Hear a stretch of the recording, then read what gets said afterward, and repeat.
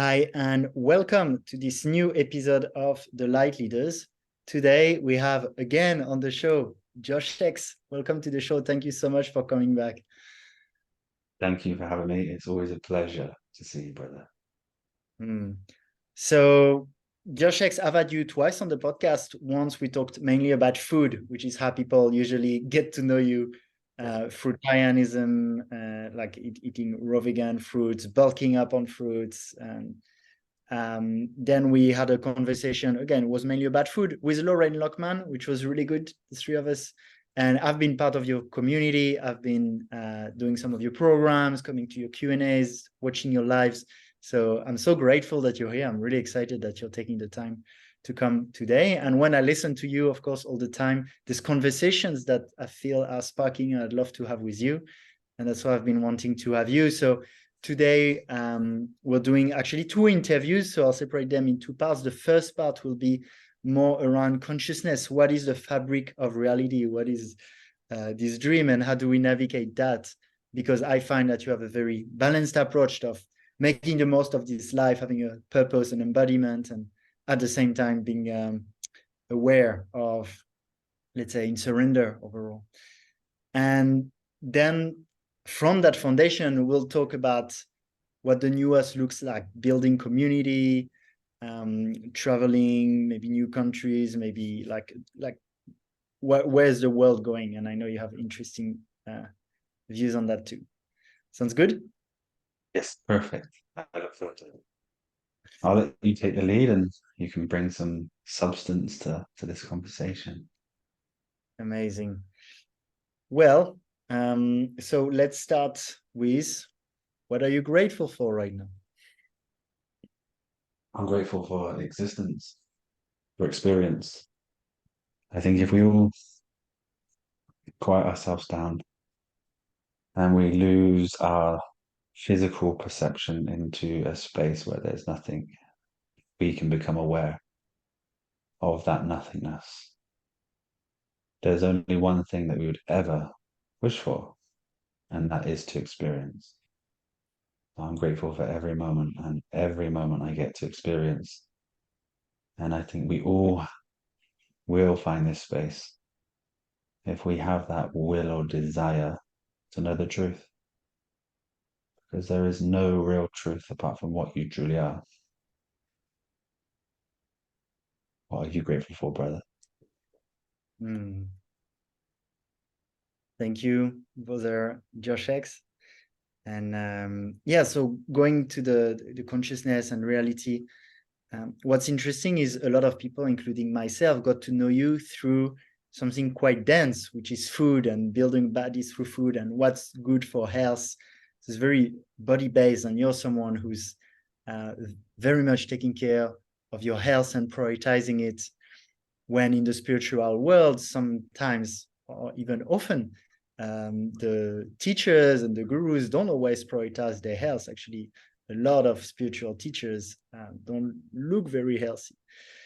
And so that it's interesting that a lot of people come to you based on more that health, but also in the health world, a lot of people are very, let's say, thinking in terms of really of matter, right? And I find that you have a really beautiful balance of honoring the body and not bypassing the density, while at the same time recognizing what feels true to me also, which is that consciousnness creates everything, including the physical, and that all the physical is a creation of consciousness. Do you want to like I heard you talk about like a dream, everything is like a dream, and do you want to talk more about that? Yeah, it's the only way life could ever manifest is within oneself. Um, but essentially, having these elements to one's, you could say, arsenal of truths, whether it's with physicality, like food, science, nature, all these things, they build more of a philosophical mindset.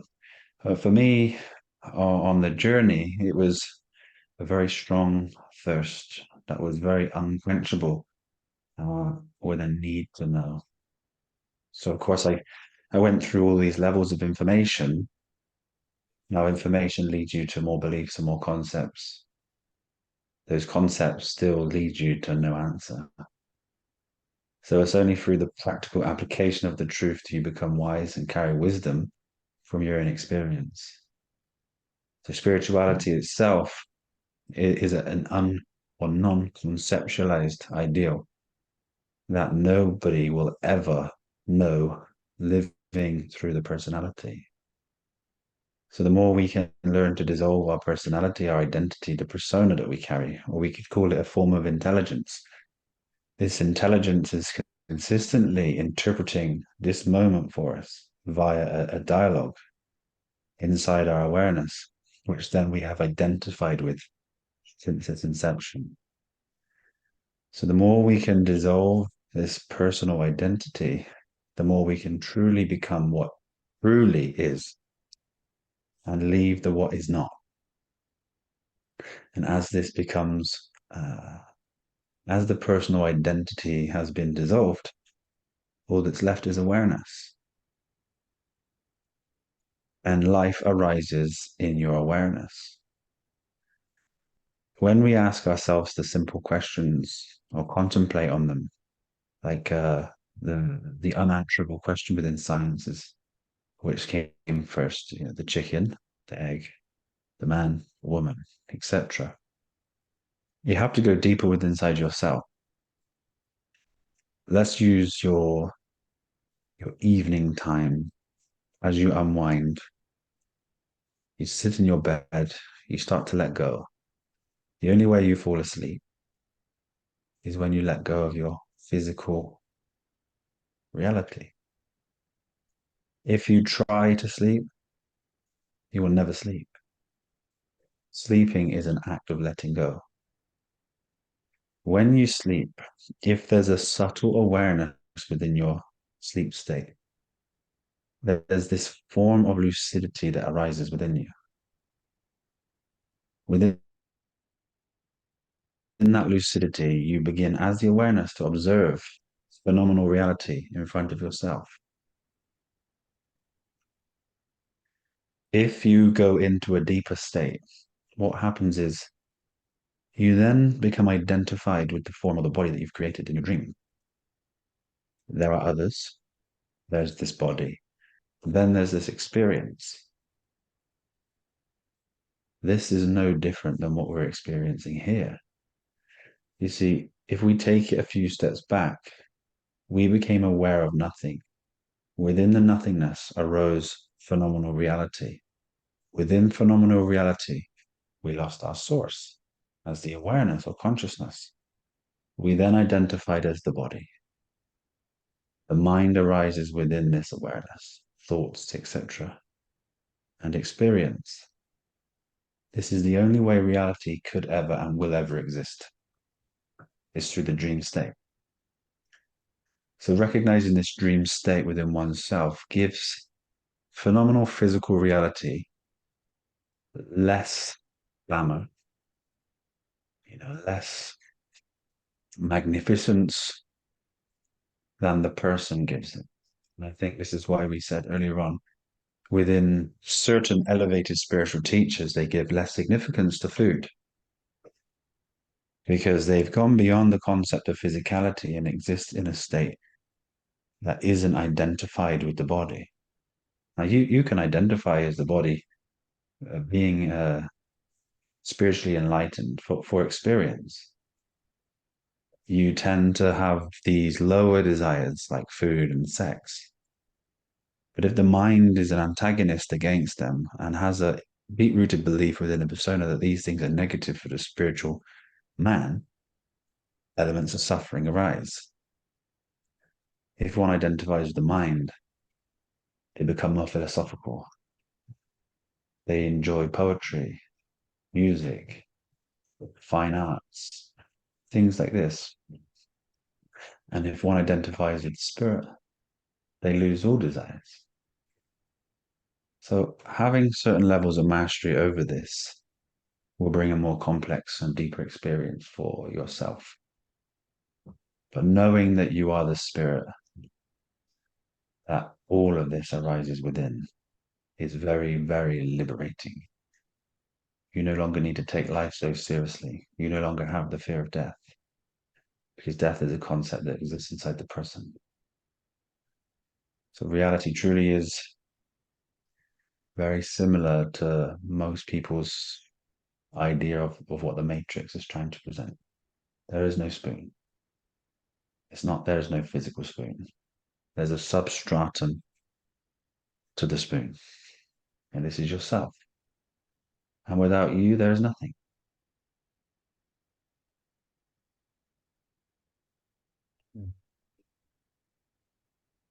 Hmm. Thank you, Josh. And with the analogy with the dream,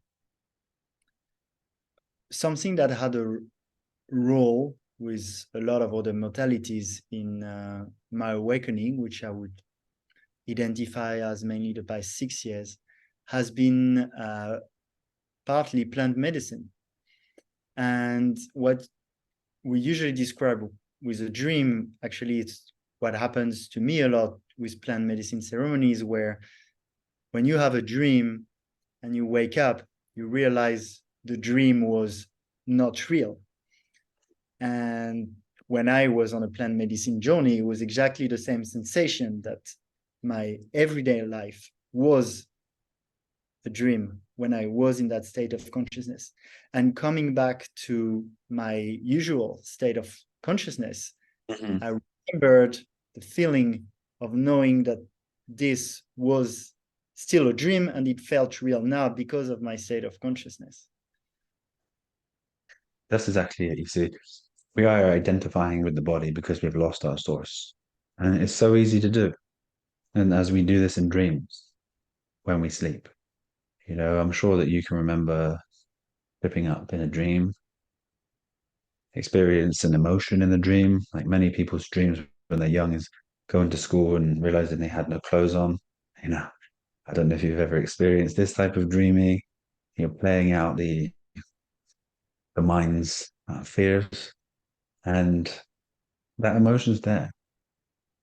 The sensations of feeling and touch are there. The taste is there.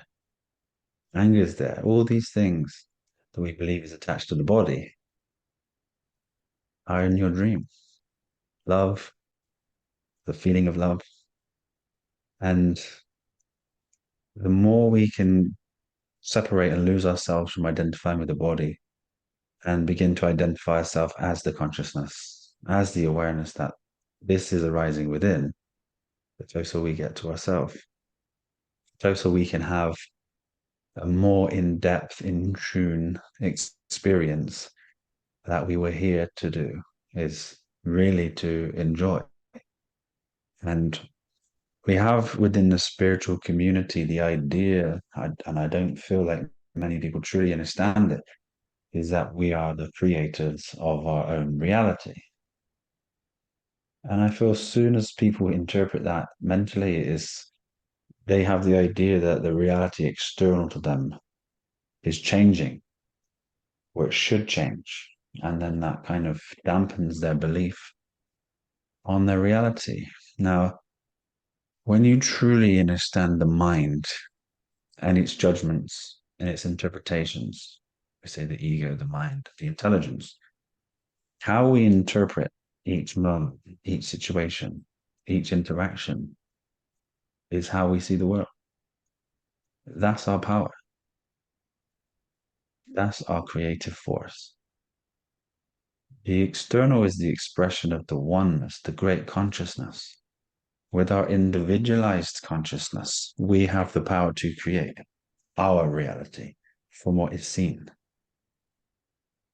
We may see things as good, we may see things as bad, but it's our choice. We may enjoy the sound of the birds singing at 5 a.m.,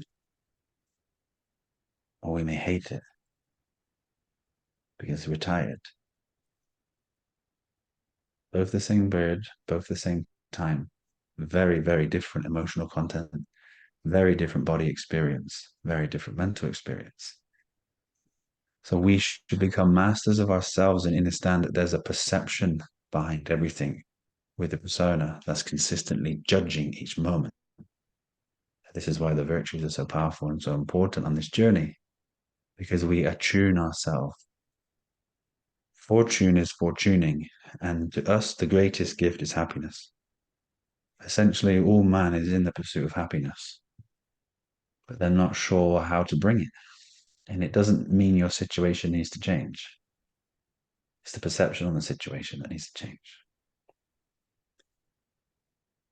We are the creators of the way we interpret this reality.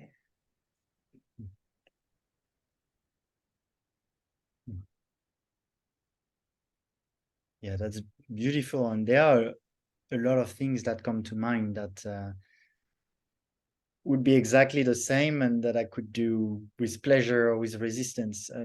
A rather extreme example is at the end of my Vipassana meditation in Australia, I was really filled with gratitude for the place because there they host you for free and feed you and teach you meditation. And so I was cleaning the toilets, very happy to be able to give back somehow at the end. Well, it would be a task that usually I would probably not Yeah, enjoy. yeah, 9 to 5, cleaning toilets, blasphemy. Mm. You know, and gratification and joy and happiness, they're all aspects of the persona, you know, sadness, depression, anxiety, fear, persona. We are in control of that persona if we can be in control of that persona. Most people are not. Most people's persona just does what it does consistently and they identify with it, and then the suffering begins. But suffering lies in the unknowingness of your own identity, thus living through the created or self-created identity through your own experience. And one thing that most people who have seeked truth perceive God to be within the physical realm, not necessarily a physical um, being on a cloud. I think this is beyond most people's perception now.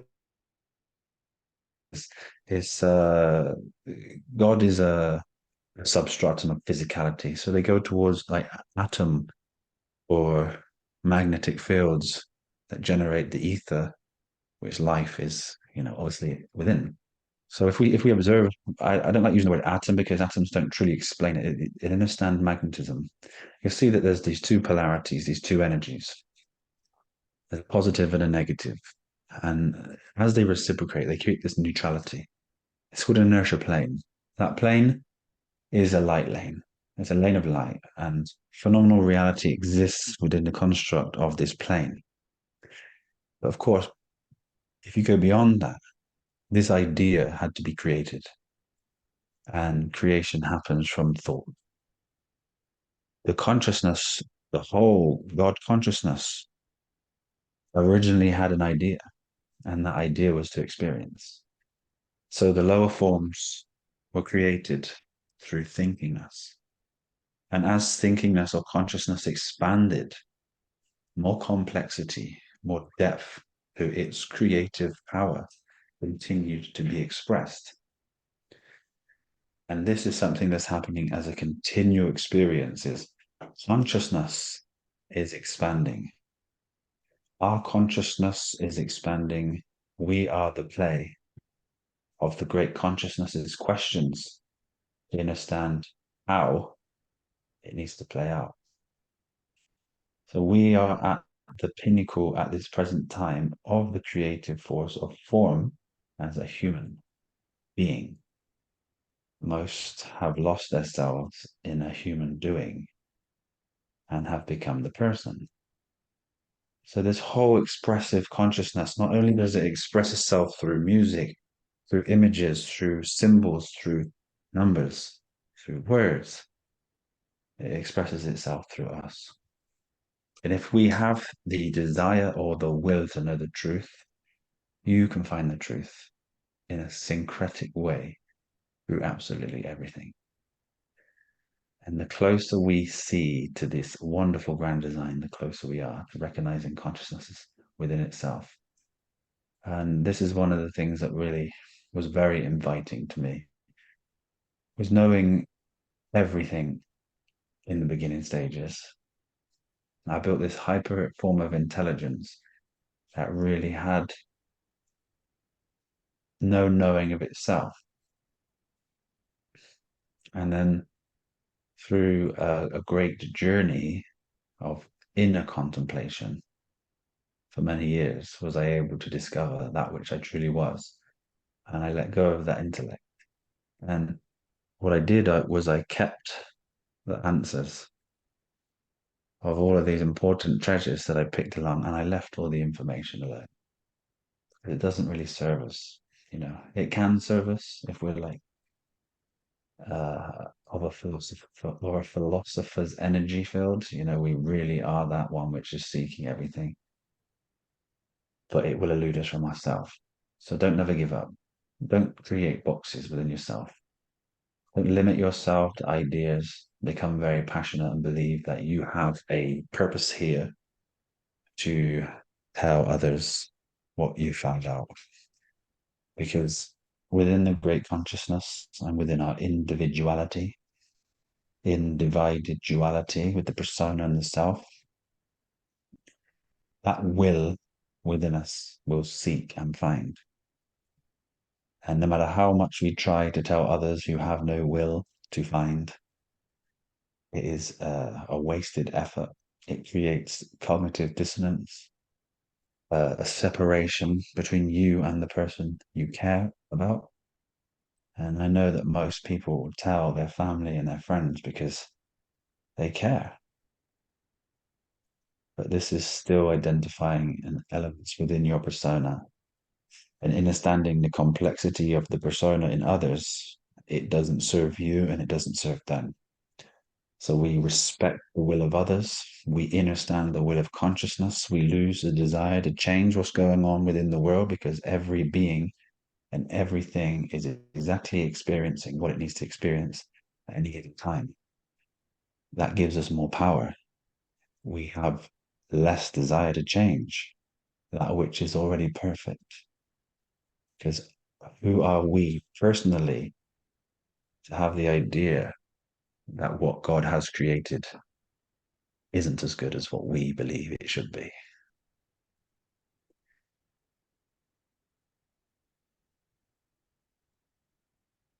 Mm. Simple forms of evolution. This is our power. We must let go. And it makes me think of you're like, without the concept, but in actuality, you, I would say, vegan, and I mainly am. And often in the vegan world, there is that activism and that feeling of superiority and Mm-hmm. wanting to change things. And it's interesting to have like someone who is eating a certain this way and at the same time recognizing almost the perfection of the things that could appear um, really cruel, for example, in the way Mm-hmm. we treat animals in factory farming, especially. Can we How, change it, brother? That's the thing. We have to ask ourselves. We use our contemplation as our greatest tool. Is can we change it? If we can't change it in this moment, I mean, then not, we suffer. yeah, And how we change things is by becoming aware of them. Essentially, we don't use those products, and that's all we can do. Unless one, you know, let's say I want to use Russell Brand as an example. I don't follow him, but I hear people talking about him. Let's say, for example, in the gym, there's a level of awareness that really gets behind what he's saying, and that's fine, and they need to. But if one's looking for the ultimate liberation and evolution for themselves and sees it as an holistic way, see, he's got great influence. A lot of his viewers are of a negative vibration. Okay. 3 million people, 4 million, 5 million. I'm not sure how many subscribers he has. The government's doing this, you know, vaccines are this, the companies are doing this, Bill Gates is this, right? And understanding what we just spoke of, everything is supposed to be as it's supposed to be. But those that are becoming awoke to this idea, they don't research it themselves. They don't go and understand it. They're taking somebody else's word for it. And we all know that saying, those that shall be led will be led. So they're not doing it in a form of awareness, they're doing it in a form of collective, and that collective energy is very, very negative. So this is when you would have, for example, through lack of understanding, a public uh, outcry, looters, riots. And let's say Bill Gates, he might truly believe in the power of vaccines like thousands and millions of people do. He might truly believe that he's doing good. But conspiracy people have created his ideology in their warped perception. And now you have people that are probably on a vibration that want to really hurt him, want to remove him from this world when this man's done no wrong. He believes, and that's his power. So you start to have masses and masses of people revolting against the government without the understanding that that government is feeding and keeping people housed and the water systems, etc. Of course, houses are already built. People are paying for houses that are there. It doesn't make sense. But we need this law and order because there will always be, in this current level of evolution, somebody who tries to take something from others. So, like the Constitution in America was put there to protect people. The police force, albeit a policy that enforce statutes and acts which are only to the person and they're not to the man. People find a great deal of suffering with the idea to change it. But when you realize yourself that you take no action to harm others, you don't take other people's property, and if there wasn't any speeding, for example, on the roads, if there wasn't any speed limit on the roads, many people wouldn't drive sensible. And you need these fines, all these things in place. So there's all this thing that's happened to keep society on a base level.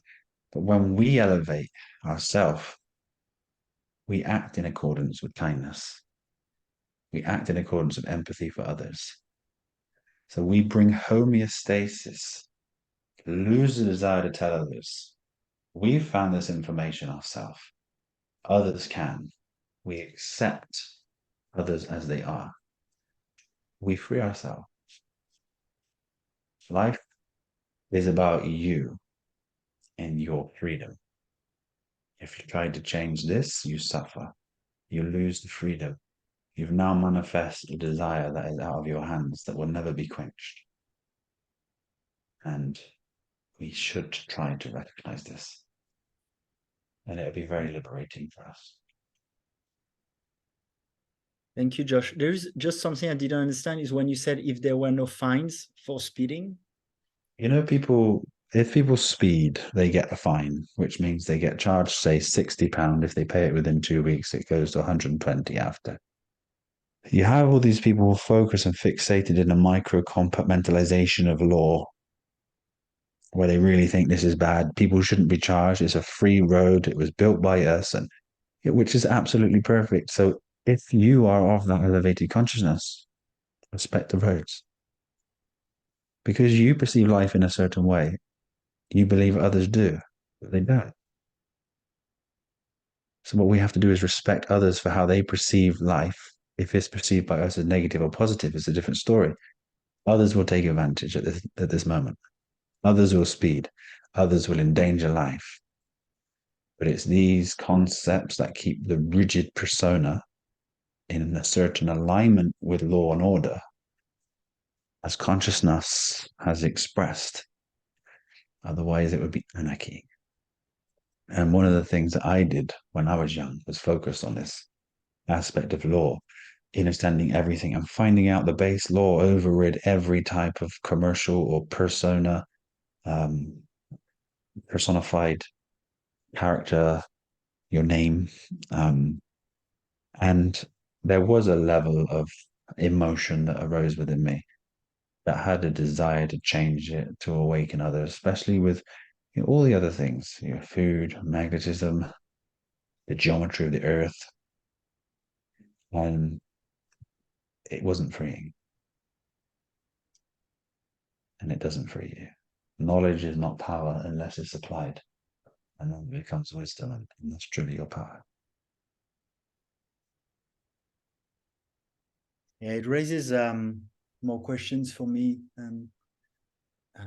It's not to debate, but in some of the libertarian views that I've seen, often also the rules around shape the consciousness. So, for example, there were tests where they remove some speed limits, and actually it can reduce the rate of accidents. It was actually removing all the signs on the road because people were taking more responsibility, because they felt more trusted. And usually when you trust someone, they kind of embody the trust you gave them and become more trustworthy.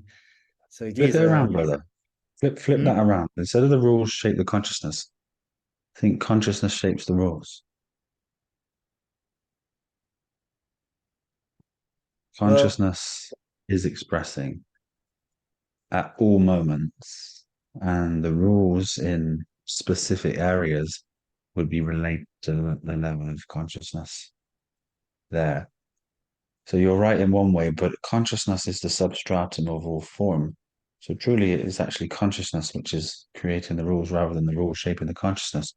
And most people see that, the societies are created very different. We can observe them from where you are to where England is to where France is. You have this foundational thing to do different experiments in certain areas with water to understand what it does to certain communities and things like this. But if we say that's being done to us rather than um, we're doing it to ourselves, then we suffer. There's an idea inside of us because we need to be masters of this ego. We need to be masters of our mind, masters of our happiness. Where the way that it's being said by you, the way you said, would create inner resistance. Can you see that? the Truly? way Can you I truly see it? was I was just reflecting that also. Yeah, let's reflect it because this is what really this is how we're really going to overcome ourselves. The perception is our power. Remember.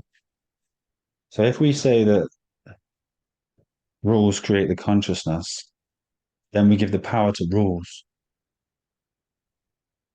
We can't change rules. Then we have a desire to change the rules. Now we're suffering with the rules. Well, I would say, to me, it feels a bit chicken and egg in the way that I agree.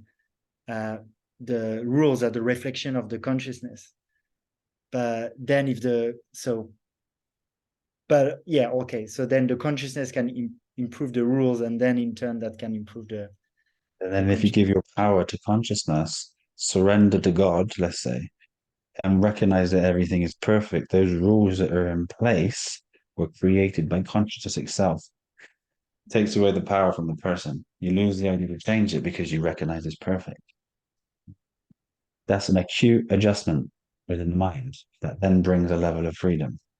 The mind is very, very tricky.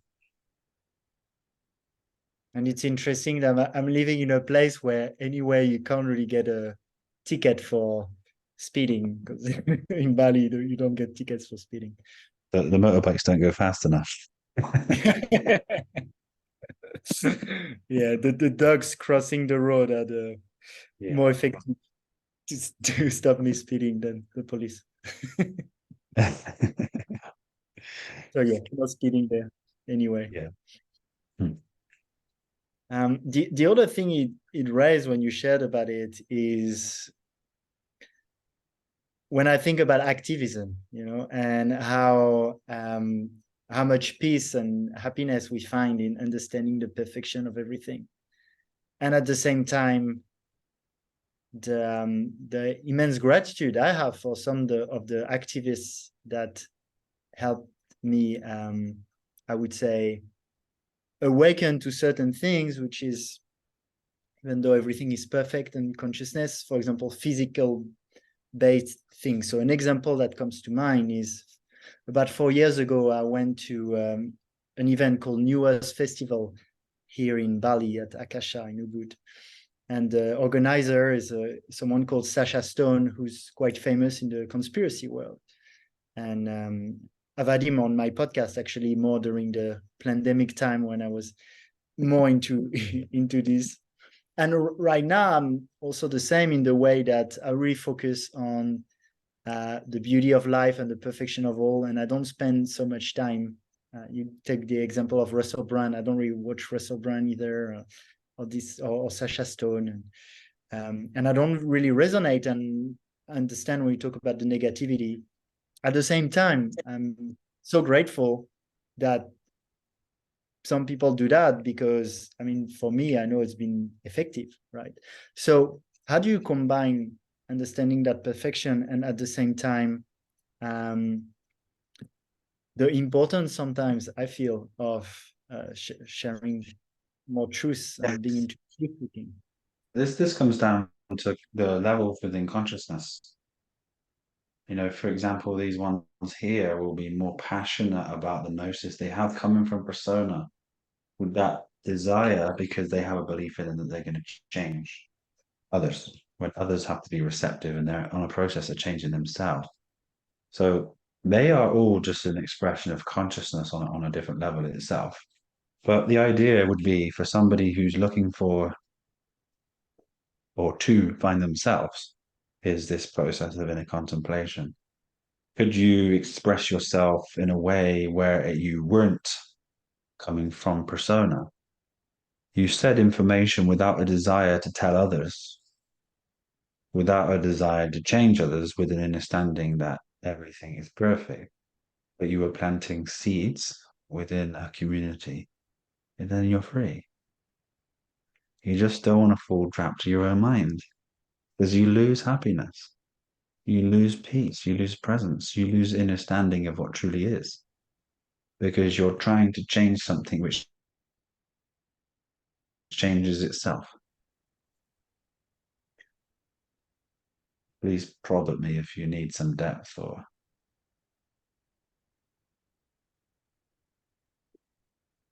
we can't try to change that which is mentally. If we do, we resist our own being. We have friction. And as being searching for truth, there's one truth, and it's the self.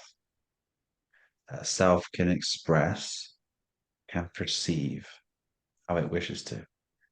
And all I'm trying to pass on is that we can be our worst enemy, or we can be our best friend. In the Bible, it says, love the enemy. That doesn't mean love the enemy like you would love your partner, because both are persona. Just lose the resistance and live in love and take no concept to the enemy with any negative idea, any positive idea. Just be in that space of love where you're not judging. You've lost the mentalization of judgment and you're just here experiencing. You observe Sasha.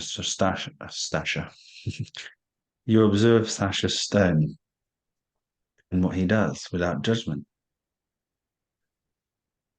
And things are as they are, and he is as he is, and he is an expression.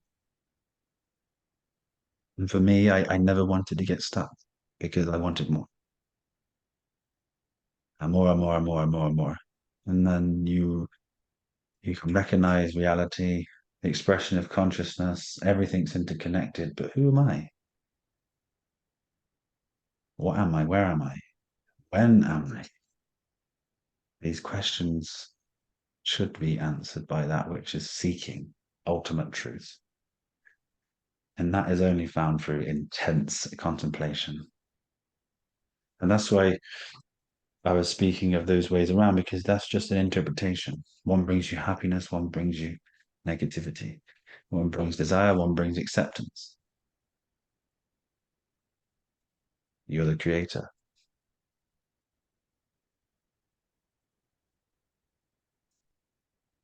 And in the end, those same actions can be done from a very different place. So whether it's Russell Brand or Sasha Stone, I'm not in their consciousness.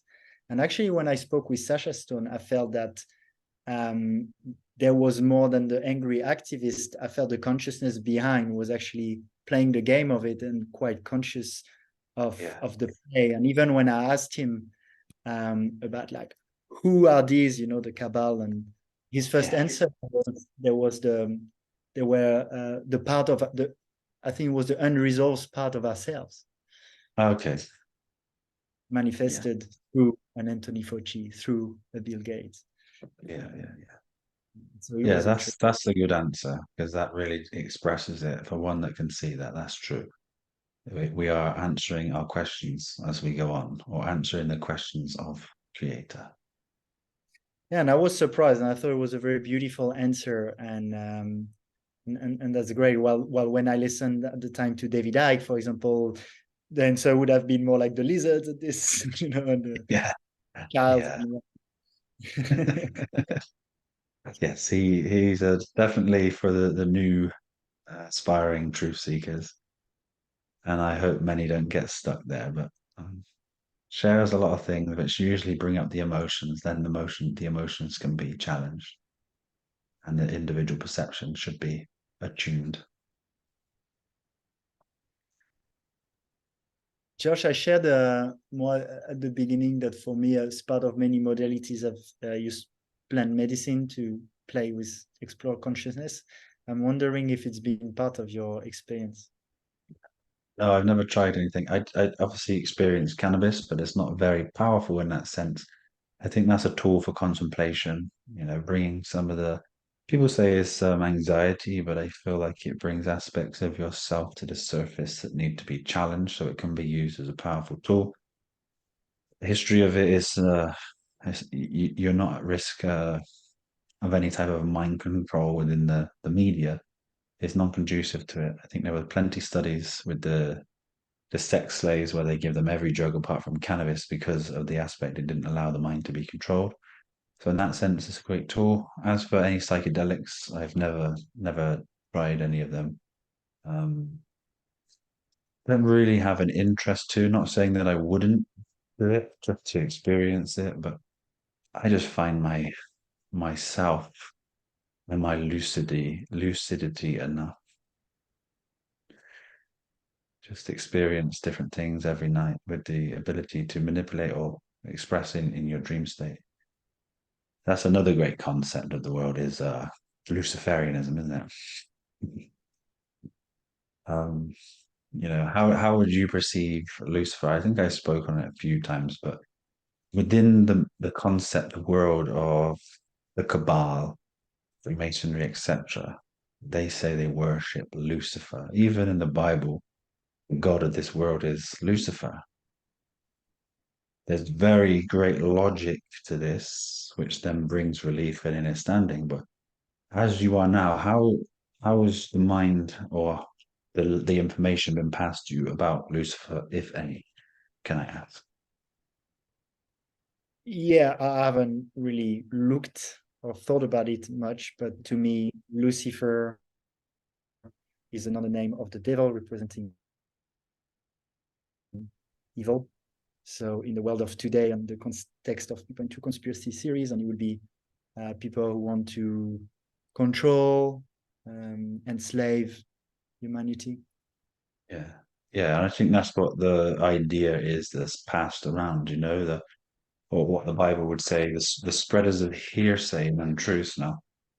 I think only an understanding of consciousness and obviously the occult wisdom side really brings it into like an alignment and a synchronization. But if you see that Lucifer is an angel of music and sound, did you know this? Yeah.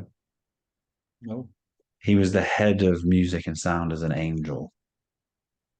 Now, you and I both know sound creates energy, frequency, vibration is all attuned to sound, even light is. Light is luminescence. So if we compartmentalize that for a second, all of physical reality is attuned to a vibration, sound. Yeah. Lucifer and lucidity phonetically have the same. Do you agree? Lucifer, lucid, be lucid. So if Lucifer is the light bearer, the bearer of light, the bearer of sound, music, if you see with me that phenomenal reality arises within us as light should sound, vibration. If we identify with physical reality, light, sound, form, we've lost ourselves. Our source is darkness, the nothingness.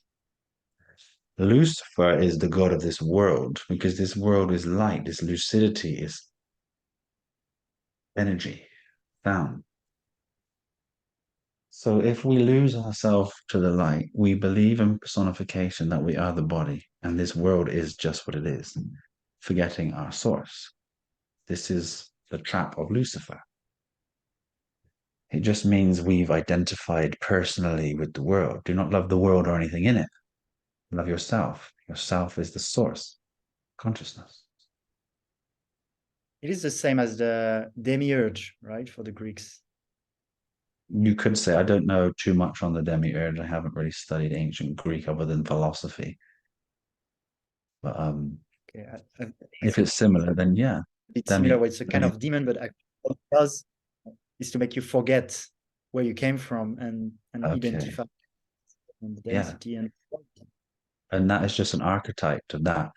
Nothing to do with the cabal, nothing to do with negativity. It's just all to do with the world, and the Kabbalion, the cabal truly is about becoming able. That's why the word able is in it. See able, say able, balance able. To become enabled, we must activate our higher awareness and become balanced. This is the Bible. This is the tubals. These are all correlated in such a way that those that seek will find the truth. Those that listen to others who have listened to others, which that all goes down into one type of idea to distract. The nature of consciousness has put the program out of distraction and information so different than what's true, because those that seek shall find, and those that shall be led shall be led. This is the nature of consciousness. You must seek yourself, otherwise you'll never find.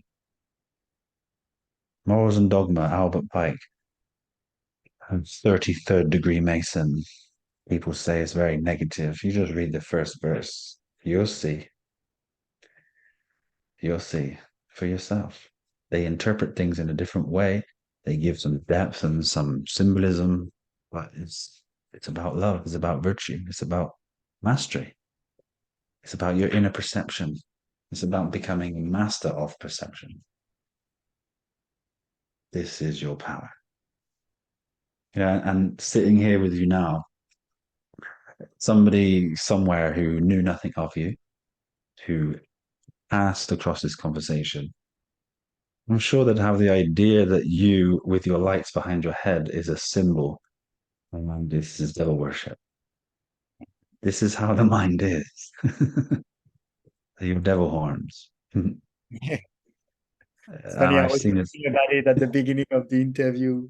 It's actually a fairy light. Uh, Interpreted devil it's horns. your reindeer horns. But I mean, people have said this about this image here, this false god deity. It's just a picture of an elephant with its child. And this is what the mind does. This is what we have to lose. The illusions, the concepts that we hold so much that bring us into conspiracy and suffering and judgment. Yeah, I think I remember that. Like, I don't know. I appreciate Djokovic, the tennis player, because he's been very courageous. I find with the vaccine thing, and there was Mm. in one of my groups like a discussion. I think he's done like this on a photo shoot or something, and it was like, oh, it's the sign that he's part of this. Yeah, yeah. In fact, in reality, people are just like, do this before we take a picture. They didn't know what they're doing. They just think it's a cool symbol. And at the end of the day, we have interpreted it wrong ourselves. We interpret this wrong. This is your twin pillars. This is why they put it here. This is your temples. This is your mastery. It's not devil horns. It's just it is whatever you want it to be. Remember, perception is how you see the world. You are the creator of your own reality. And this simplicity, brother, most minds don't want to hear it. They want some type of difficult idea that they cannot fathom, which gives them the perception that others know so much more and they must follow this one, and everything they say is truth. And that's for them. You know, that's their level of evolution. They need somebody to follow and idolize. And for me, it's never been that way. It's always been find out myself. And that is what is liberating. And for a long time, I wasn't happy and free because I had too many concepts. Consciousness is an incredible expression. It has covered every corner. It has the ability to create traps on every level of consciousness, which allows you to expand on more levels of consciousness. But watch out for your traps. If you're suffering, change your perception on the matter and do it in depth and contemplation. Otherwise, it will just go down and come back.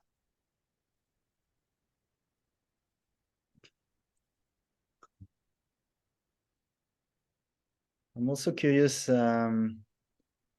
if you have a meditation practice. I would say as not as a practice, but before I sleep every evening is my meditation. I just form, I mean, let's say the saying, you were created in God's image, yeah? This is imagination. Oh, so you have an imaging faculty that you can also create. This is your lucidity. This is your creative force separated from physical nature. So as you just become restful, you get your structure, breathing right. You lose slowly your identity, your sensations of body. You can find yourself creating imagery, a scenario that you wish to experience. And this is how I play with my consciousness, is through that way. And then just before you sleep, once the form has been created, you can identify with the body, and it's like different.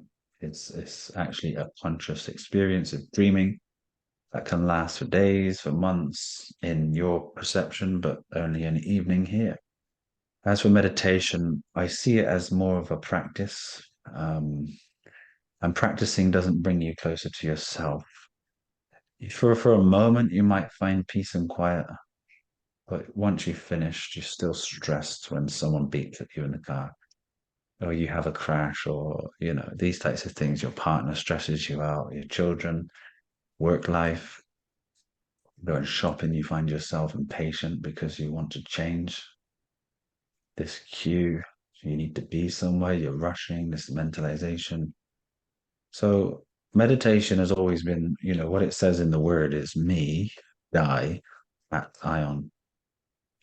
Me, die, at ion. But die is a state of balance. You'll find it what you need to discover. That's why die is there. But it's me balance that energy, essentially. So you are meditation when you're balanced. You don't try to become something that you are when you're free from concepts or mentalizations.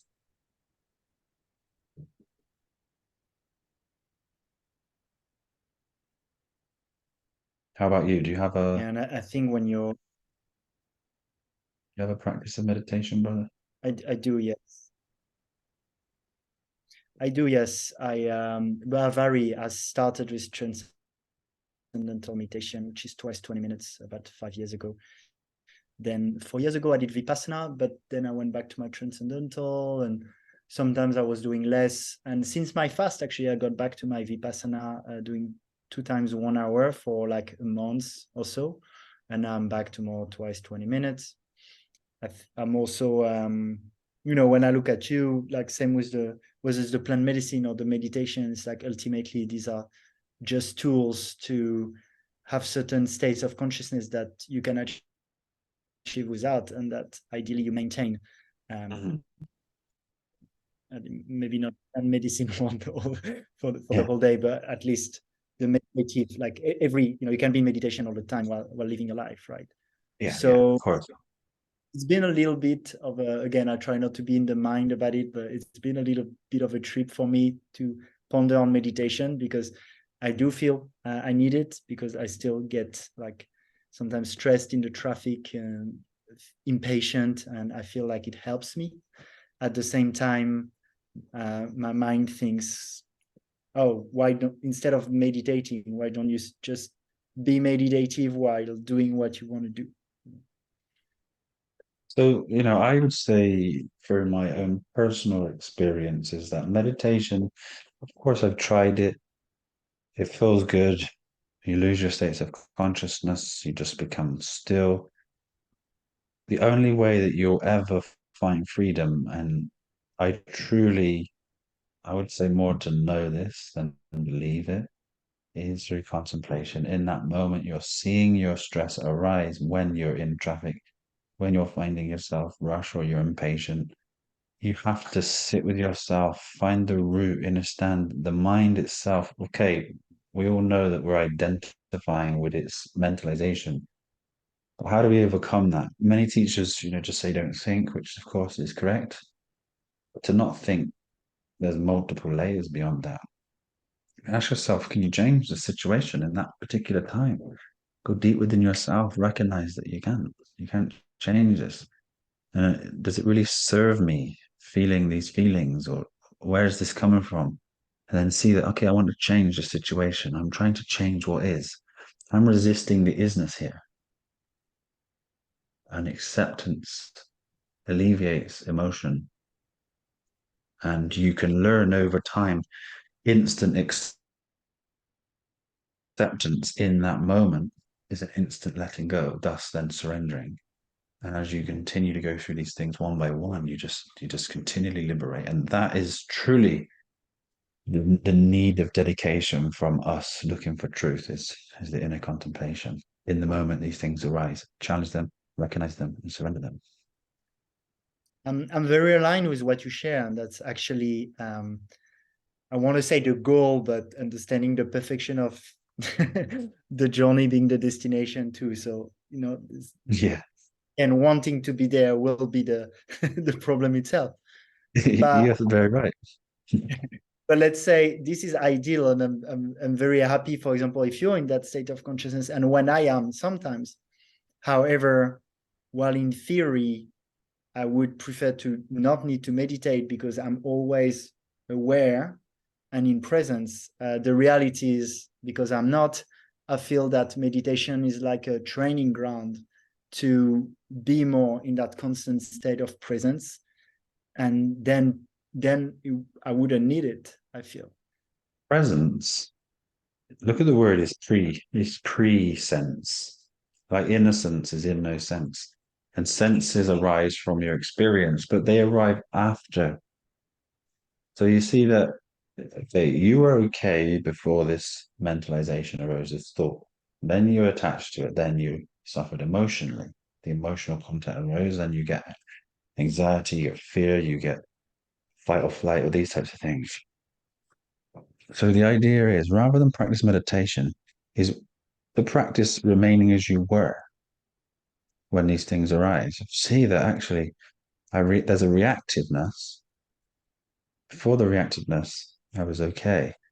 So it's the art of recognizing this and then having the ability to take attention and divert it instantly here into this moment separates you from this reactivity. I feel too many people meditate and not enough of this. And it's those simple teachings like remain as you were, but having the ability to truly understand that function. I'll just go, okay, I'll just stay as I was.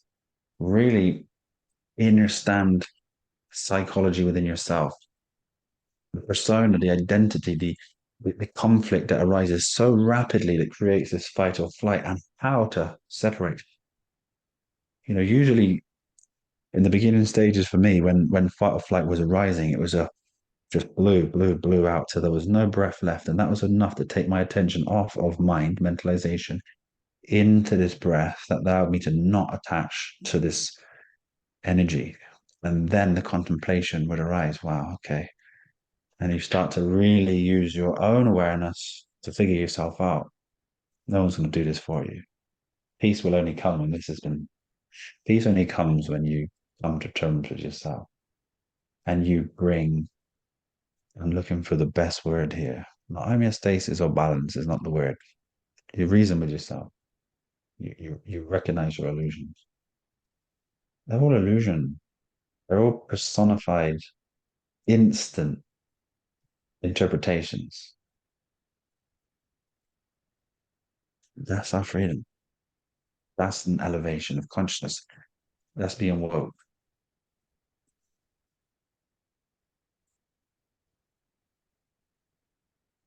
The best practice of all.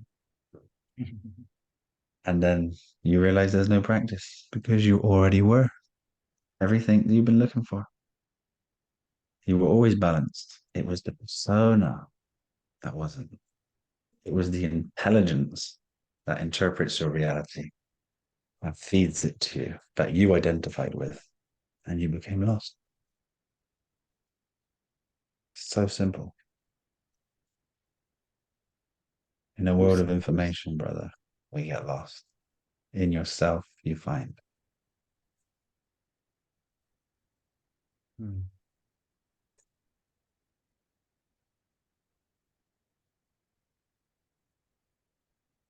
Well, talking about illusions and creating our own reality, I feel it could be a good segue to more the second part. Around what illusion we want to co-create, and how do we make this imperfect perfection even better. So, Do you we, feel like moving on to yes, that? Or? yes. I just want to thank you for the opportunity to sit with you and speak.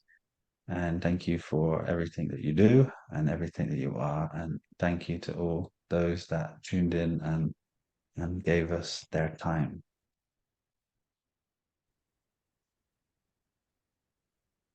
Yeah.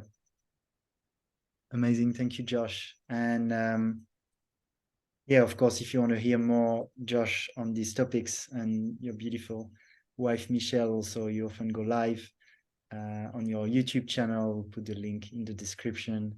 And I know I've been really enjoying listening to you a lot, especially when I'm in a more peaceful state, and sometimes just before going to bed.